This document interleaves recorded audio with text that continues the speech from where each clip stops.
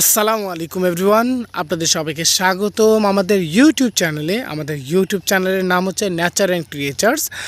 আমরা আজ চলে আসছি নতুন একটি ভিডিও নিয়ে। আর আমাদের আজকের বিষয়টি হচ্ছে ফুলকপি গাছ। বাংলাদেশ ষড়ঋতুর দেশ। বাংলাদেশের শীতকালীন মৌসুমের সবথেকে জনপ্রিয় সবজি হচ্ছে ফুলকপি, বাঁধাকপি। আর এই সময়টায় তার ফলনও অনেক ভালো হয়। শীতকালীন সবজির হিসাবে এটা জানুয়ারি ফেব্রুয়ারি হয়ে যায়।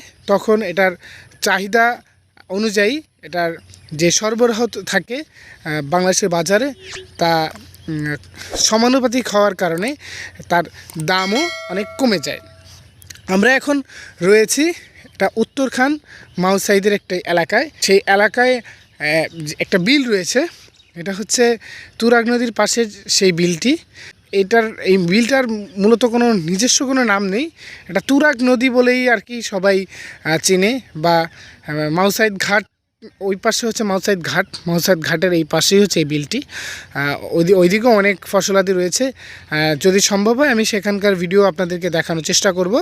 আর আমি এখন যেই ক্ষেতটিতে রয়েছি, এই ক্ষেতটি হচ্ছে ফুলকপি গাছের ক্ষেত।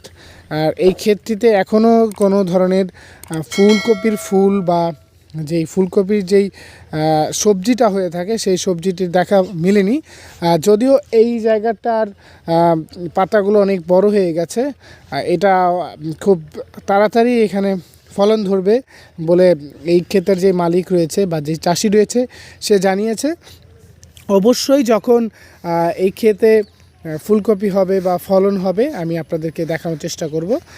আমি আমার কমিউনিটি ট্যাবে তা পোস্ট করব, আপনারা অবশ্যই সেখানে দেখে নেবেন। আর আমার চ্যানেলটি সাবস্ক্রাইব করবেন। যদি আমার ভিডিওগুলো ভালো লেগে থাকে অবশ্যই আপনার বন্ধুদের সাথে শেয়ার করবেন, আমাদের চ্যানেল সাবস্ক্রাইব করবেন, ভিডিওগুলোতে লাইক করবেন, কমেন্ট করবেন।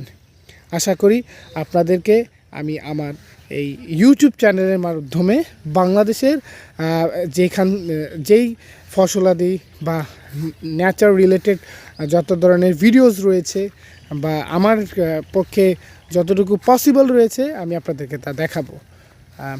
এখানে দেখেন, আমরা এখানে এসেছিলাম অক্টোবর মাসে। কিছুদিন আগে, এটা প্রায় 2 সপ্তাহ আগে এখানে বীজ বপন করেছিল।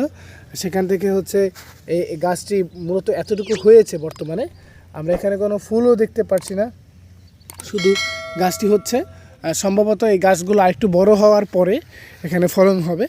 আর ফলন হলে এখান থেকে তারপরে হচ্ছে তারা সেগুলো সংগ্রহ করে পরবর্তীতে বিক্রি করবে। অবশ্যই যখন এটা ফলন হবে তখন আমি এই ফুলকপির ভিডিওর দ্বিতীয় পার্ট অবশ্যই আপনাদের জন্য নিয়ে আসব।